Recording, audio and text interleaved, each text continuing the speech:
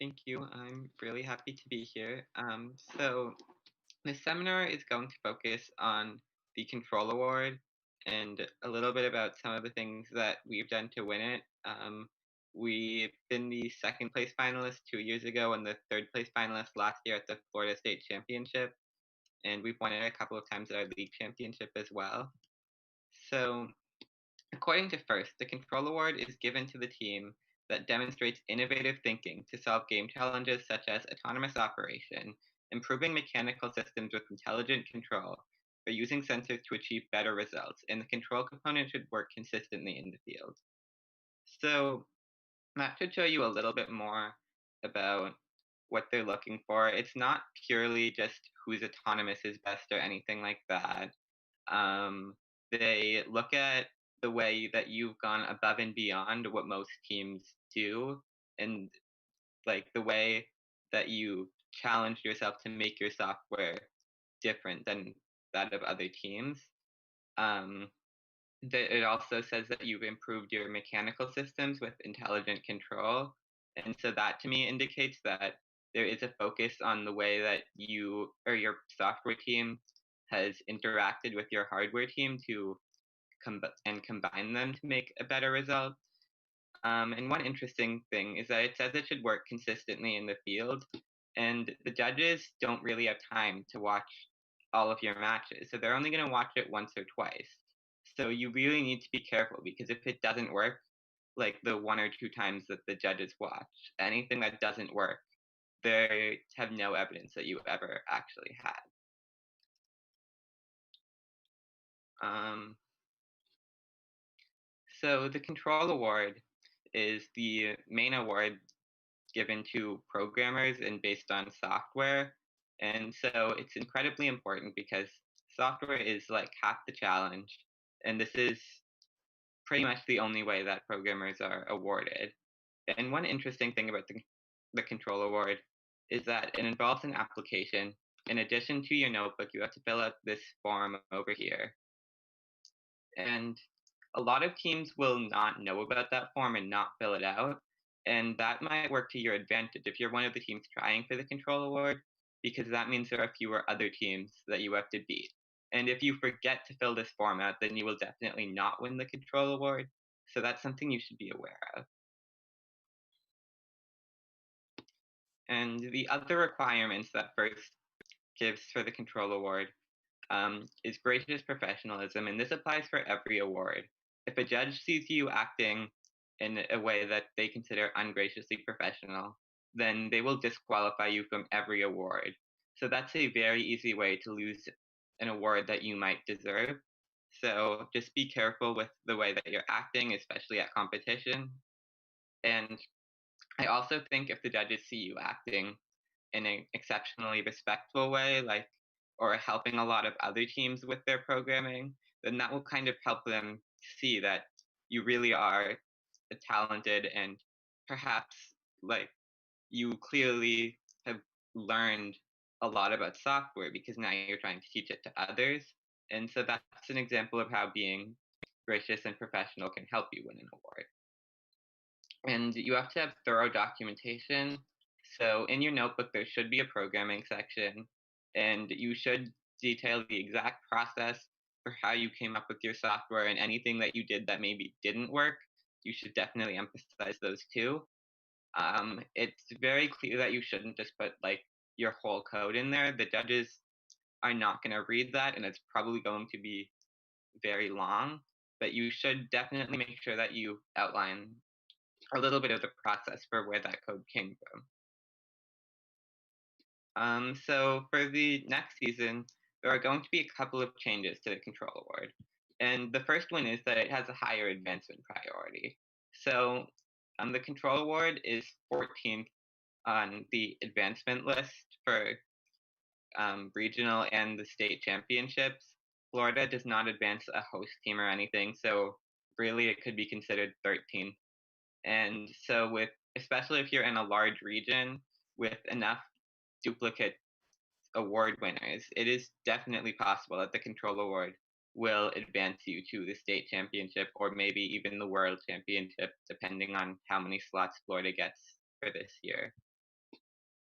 The control award application is now capped at 3 pages. Before, you were allowed to make it as long as you want. And I think that should really emphasize that the control award application is not meant to be everything that you've done in software. It's really just supposed to give a very summarized means for the judges to know that they should consider you for the control award. And your notebook is where most of the information should be. And the last thing is that on the control award form, they've removed the engineering notebook references section. They've actually removed every mention of the term engineering notebook from the entire game manual and replaced it with an engineering document. And nobody is quite sure what that means yet, but in any case, that's no longer on the control award application, and there are probably a lot of changes coming to that. So for now, just don't worry about referencing your notebook on the control award application in any way. So this is part of our control award application sheet from 2 years ago when we got second place at the state championship. And I just want to go over, I want to show you an example of everything that was on it and try to go through it. So this first section is our autonomous objectives. This is for Rover Ruckus. And so essentially what this is saying, we would start on one of these hooks in the middle of on the structure in the middle of the field, and we would be hanging, so we would have to land, and then on these 3 pieces of tape, there would be 2 silver minerals and 1 gold mineral, and we would use a webcam to figure out which piece of tape had the gold mineral and pick up that gold mineral while avoiding the other 2 minerals.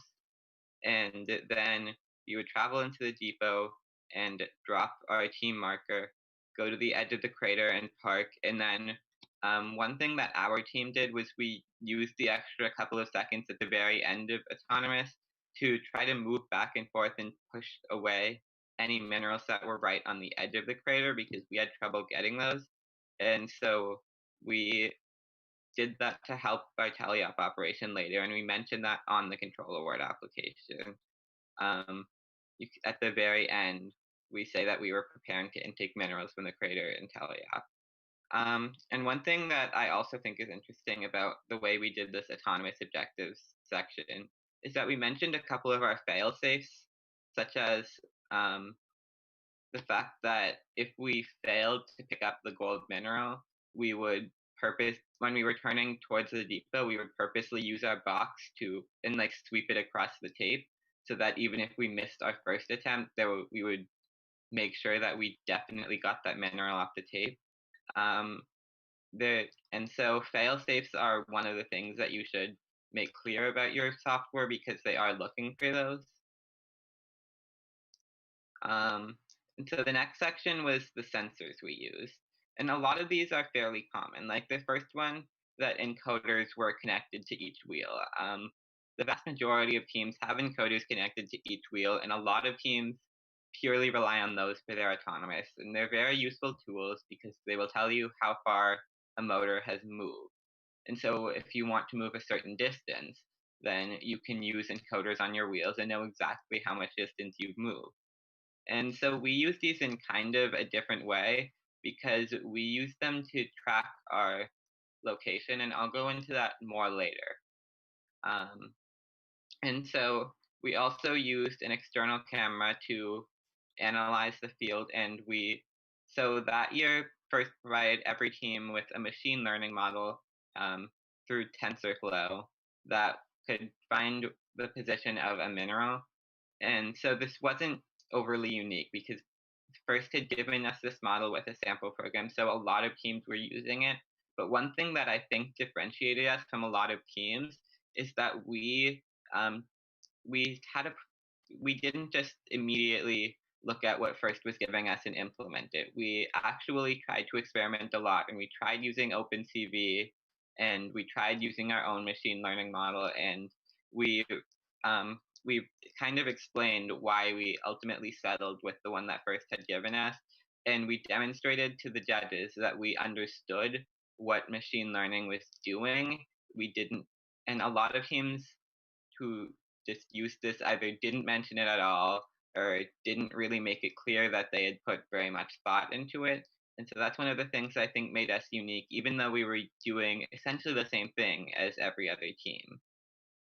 We also had limit switches uh, we had a horizontal extension system and a vertical lift system. And on both of these systems, want to we didn't want to push inwards with our extension any more than we physically could. And we also didn't want to, oh, like after our lift system was all the way down, we didn't want to push it any further down because that would damage it. So we had limit switches on both of these. And so a limit switch is basically just a button. And when the button wasn't pressed, we knew that we could continue moving the extension inwards or moving the lift downwards. But then as soon as the buttons were pressed, then we knew that meant the extension had to be all the way in or the lift had to be all the way down because that's what would be pressing the button. And so that's one example of the way that our software interacted with our hardware to um, complement the system.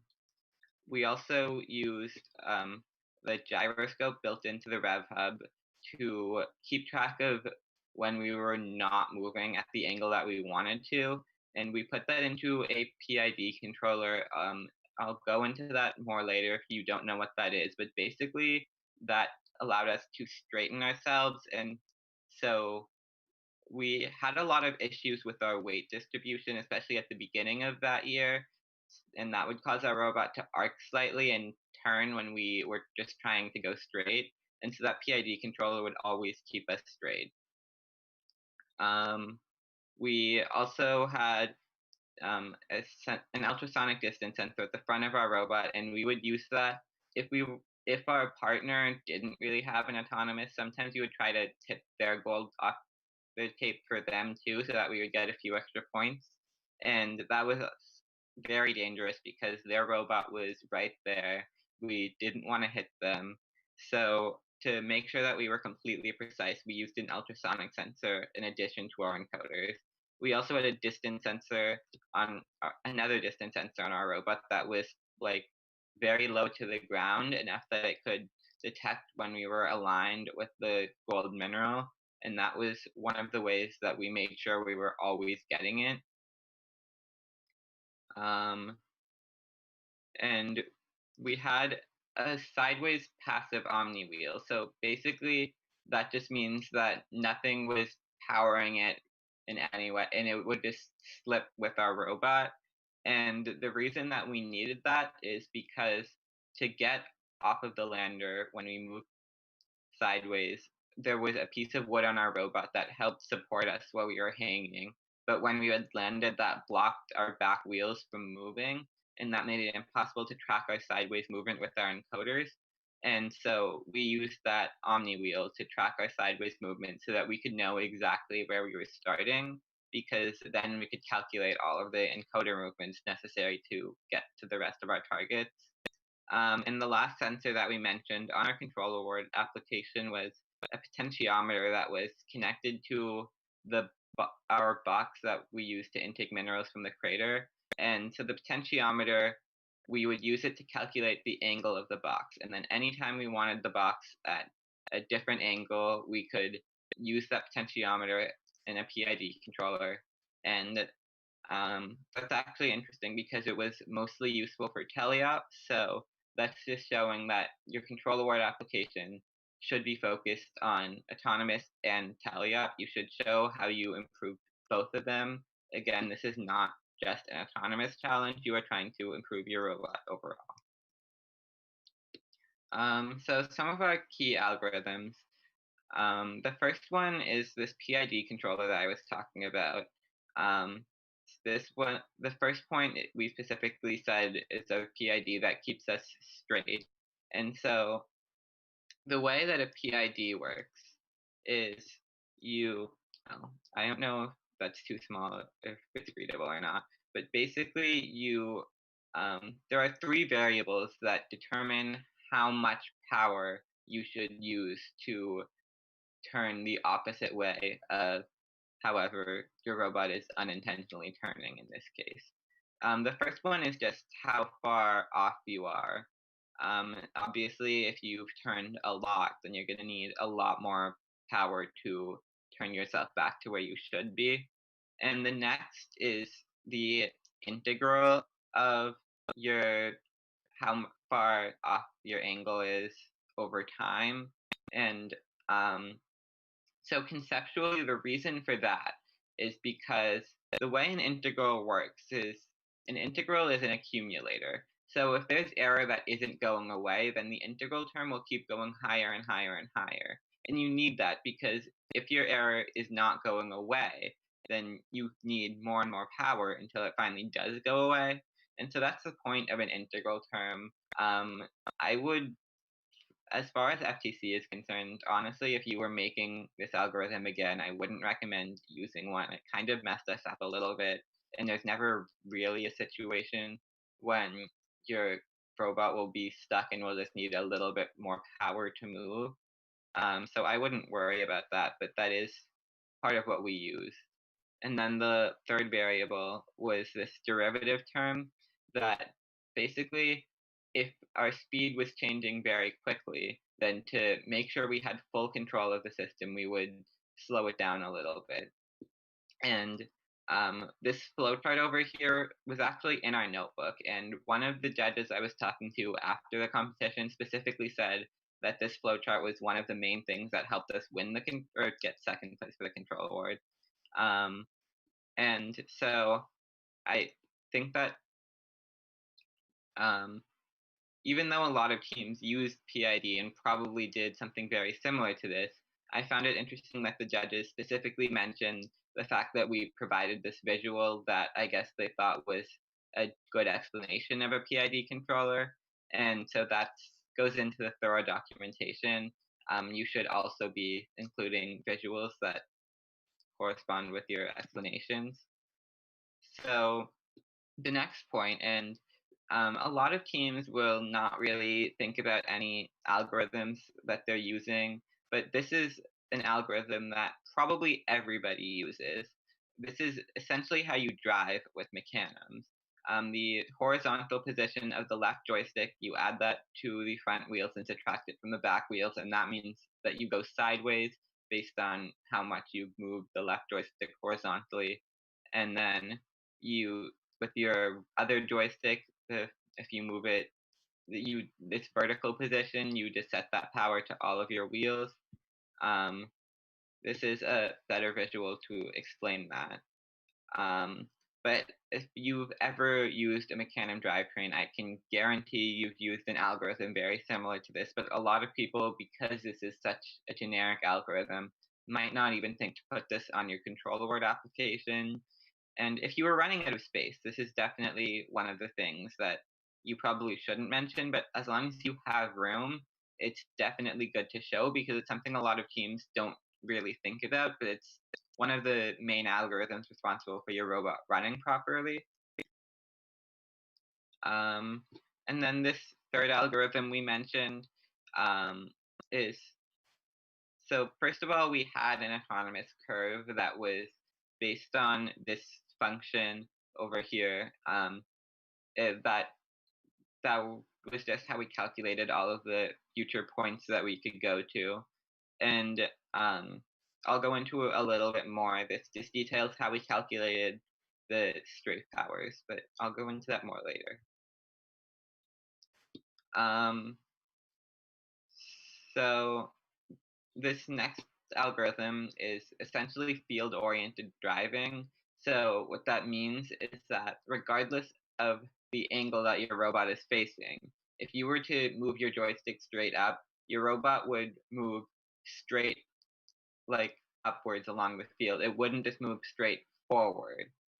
And so the way you would do that is you would take the secondary arctangent of the vertical and horizontal drive powers, and that would give you the angle that you're trying to move at.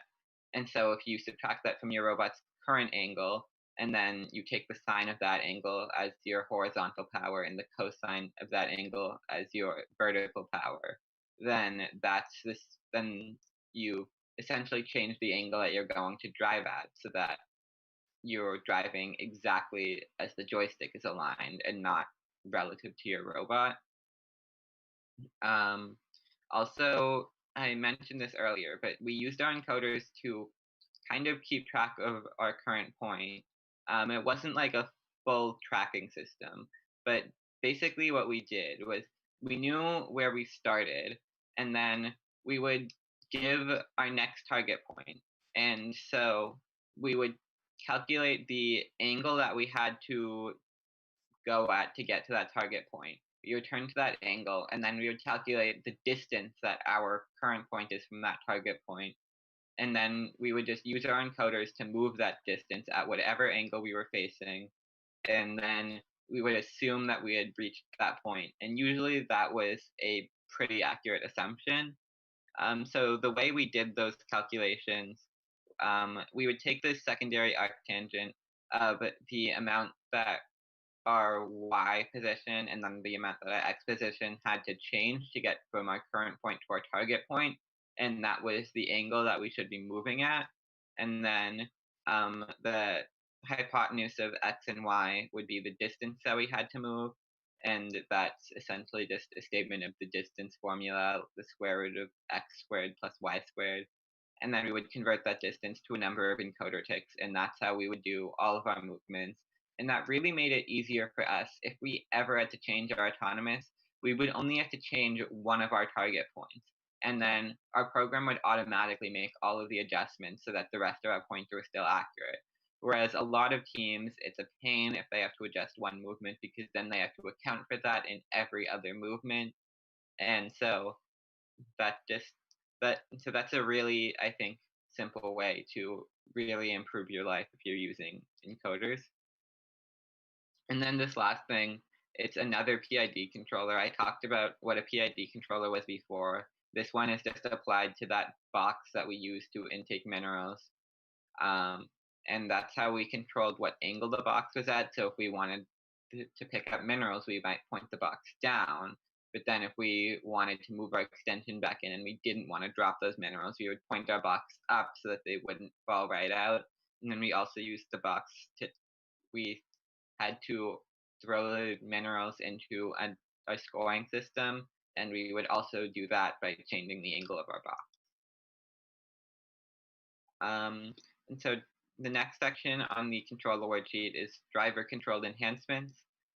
So as I mentioned earlier, we had field-oriented driving, and that would, especially in cases of poor visibility, we said that that might help drivers drive more easily. We actually tried this, and our drivers really didn't like it, and we rarely ever used it.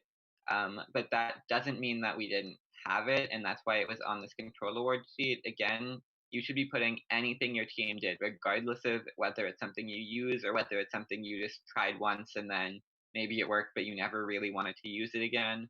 All of anything you've ever done in software should be there because they want to see everything you've done if you're trying to show that you've gone above and beyond what every other team has done. This next one is probably another thing that pretty much every team has, but a lot of people might not think to mention, and that is precision driving. Essentially, we could use our D-pad on our gamepad to move slowly. And if the drivers ever needed to make a precise movement or move without hitting something, that would really help them. And that's just one of the ways that our software works to make life easier for our drivers, even though it's something that pretty much every team does. Um, and then we have, as we said earlier, we had these limit switches that would prevent us from moving our hanging system more far down than it would go and moving our extension system more inwards than it would go. We didn't want to damage either of these systems, and so that's why we did that. But that is considered a driver controlled enhancement. Um, we also had a few automations. One of those was on our robot, there was an intaking system and then a separate scoring system. And so we would collect minerals in our intaking system, but we had to get them to our scoring system. And so we had that process completely automated. when the drivers pushed a button, the extension system would go all the way in, and then the box um, would change its angle very quickly in a way that would kind of launch the minerals out of it, and they would land in our scoring systems box, and then we could score them. Um, and then we had like another fail-safe thing that we had was to help drivers avoid mistakes. Then we would prevent the hang from being moved until shortly after the transfer had been complete. Otherwise, they might throw the minerals onto a different part of our robot that they wouldn't be able to come off of, and that would be bad. Um, and then we also allowed drivers to change PID coefficients during the game. If they saw that the box wasn't working, then they could try to change some terms to make it work a little better. And the last section is autonomous program diagrams. So as you can see, we created something that would show our path, and we had a key for the judges to understand. Um, so I don't want to go into like our whole control award application for this year because it was very long, probably much longer than it was supposed to be. But I just want to spend a few minutes going into some of the key things that we did this year that I think differentiated us from a lot of other teams. And the first of those was odometry. So we had these two passive omni wheels at the bottom of our robot that would um, and that they would track how far we had moved in the X and the Y directions, and then we would use them in conjunction with a gyro, which would determine how much our angle was changing on a particular movement, and that gave us enough information to make a circular arc that we had moved in. And in this example, the red point is where we started, and the black point is where we finished it, but we don't know where that black point is. But because we have the arc length and the arc angle, that's actually enough information to calculate the length of this chord, which is the green line. And then using that chord, we can make the small circle at the top that has the same radius as the length of that chord. So then we so then that circle represents all of the possible points that we could be in given our linear displacement or the length of that chord. And we would just find the intersection between that circle and the line that intersects the point that we started at and moves at the angle that our robot moved at. And so you can see where that black point is the exact intersection between the small circle and the blue line. So we would run this calculation like about 40 times per second every time we would move to constantly update our position estimate while we move. And so that meant that for this year, every time during a movement, we would know exactly where we were. And if we slipped a little and went off course, we would know that we were off course and could adjust ourselves to get back on course. One of the ways we applied this was in our peer pursuit algorithm.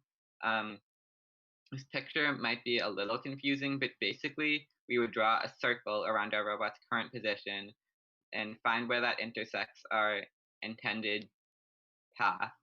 So in this case, the circle is drawn around the center of our robot at first, and then the first block point on the red line is the first intersection. And then if we drove to that point, then we would draw the second circle centered around that point, and that intersects the red line on that third point.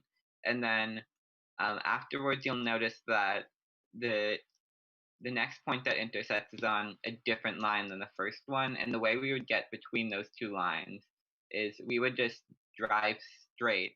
And at first we would not be at a correct angle, and driving straight would not be the correct approach. But while we're driving straight, we change our angle constantly until we are pointing towards the next target point. And so that way we can get between target points without ever having to slow down because you're fastest when you're going straight. That also allowed us to smoothly curve between lines. And so one way we applied that, anytime we wanted to make a curve, we would take that curve, divide it into several hundred different very small line segments, and you can see the results of that in this video. That was our attempt to make the letter S. And another thing that we did to improve the speed of autonomous was strafe turns. So you can see kind of what that is in this GIF. So basically the point of a strafe turn was we would strafe between 2 points, and while we were doing that, we would constantly change our angle. And normally if you were doing this, that would cause a lot of slippage, and then once you slipped, you wouldn't realize that you had slipped, and you would continue to have error accumulating. But in our case, because we had this odometry, we knew exactly when we were off course and could always make the adjustment. And that's why this worked for us, even though for our teams without a similar module to ours, it might cause a ton of issues. And then a few of the driver enhancements that we also mentioned on our control award application. Again, we had field-oriented driving and precision driving. We also had lift smoothing, so that basically meant that when the drivers tried to move the lift, we would calculate the speed, and during those calculations, we would make sure that we were changing the acceleration by a constant amount. So in other words, we were keeping constant jerk in our lift movements, and that really helped make our lift smooth. And for this year, if our lift wasn't smooth, then we might drop one of the stones that we were trying to stack, and that could definitely lose us points, and it could also knock down our stack if we dropped it at an inconvenient time. So that's why it was important that our lift movements were smooth. And we also had several automations. When we were intaking, we had a sensor that would automatically detect when a block was in our box, and then we would slow down the intake wheels, and that would help us avoid flipping the block over while we tried to intake it. And we also automatically positioned the intaking system and automated the movement of the lift system to the proper position for stacking, and then the drivers would adjust that later. So that's basically a summary of how our autonomous worked this year. And so while Pie Eaters gets a third. Oh, there's sound in here, even though it says it's muted. But okay, but here was our autonomous this year, and then this is the path that we gave to the judges. Third one for the Red Alliance. Go! Not quite yet. And there it is. So immediately we see. We're the Red Alliance, by the way.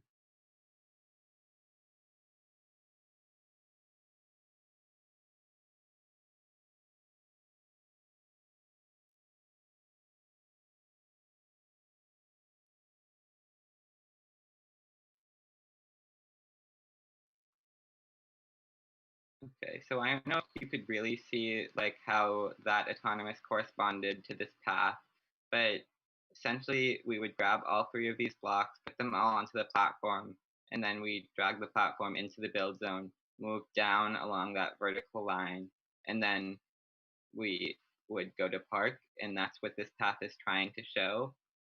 This is the path that we put on our control award application. So that's a basic summary of how our programs worked over the past 2 years and what we put on our control award applications and in our programming section that helped us win these awards. So some general advice, just as a reminder to win this award, would be that you should demonstrate the process of experimentation. You shouldn't just tell the judges what you do. You should tell the judges why you do everything and how you came up with it, and show them that this is a learning process. That the judges want to see how you've grown, and so your programming section as well should demonstrate how, like, what you started with, what types of problems you found, and how you improved upon them and learned as the year went on to come to the point that you're at right now with your software. Another thing is to understand your own code. That seems obvious, but a lot of teams will they'll get code from online, or they'll use some sort of sample code, and they won't really understand it, but because it will work, they won't think about it. And then when they're explaining it to the judges, that's when that becomes obvious.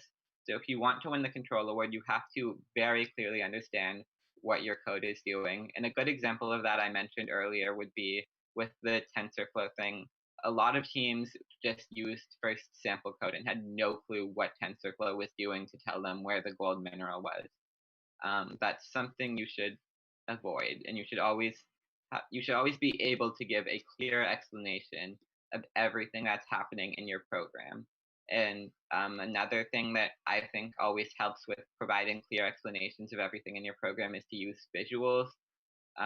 We always have a ton of pictures in our notebook of all of the calculations we've done and explanations of how some of our math works. And I think that's one of the things that the judges have really liked about our software section over the past couple of years. So that's basically how you would what we've done to try to win the control award over the past 2 years. If you have any questions, then please let me know. Thank you very much. Thank you for that awesome presentation. I do have a couple questions for you. And the first one is, what are your thoughts about balancing speed and reliability in autonomous? So, I mean, I think reliability is probably, like, if you don't have a reliable autonomous, then a lot of teams, if this were eliminations, a lot of teams would not want to pick you because they don't just want to pick a team that might work well. They want to pick a team where they know what's going to happen. So I would say reliability is probably more important than speed, but I think that you should be trying to develop systems such that you can go fast without compromising reliability. And that's one of the main reasons we implemented odometry this season, for example, because that was a system that allowed us to pretty much move at full speed at all times, while still always correcting for error so that we could try to be as reliable as possible as well. I have a couple more questions. So Gears of Fire has been around since the early years of FTC. Are there things that older teams do that younger teams can learn from? Well, I mean, 516 has obviously been around for a long time, but when I started, our team had, like, 2 years ago, our team was all freshmen and a couple of former members of 3101, and all of the 516 alumni had graduated. So the reason I think that having an old team is an advantage is pretty much just because you have solid mentorship and you're surrounded by people with experience. So for younger teams, it's not just something that you can exactly copy if your mentors aren't really experienced. The only thing that I can recommend is that you consistently try to experiment with different things and figure out how everything works, and then at least in a couple of years, then you'll be in that position where your mentors are, like, they really know everything about building and programming in FTC, and where you can help your freshmen understand all of that. And then that's, I think, what separates a successful old team from teams that might struggle because they're brand new.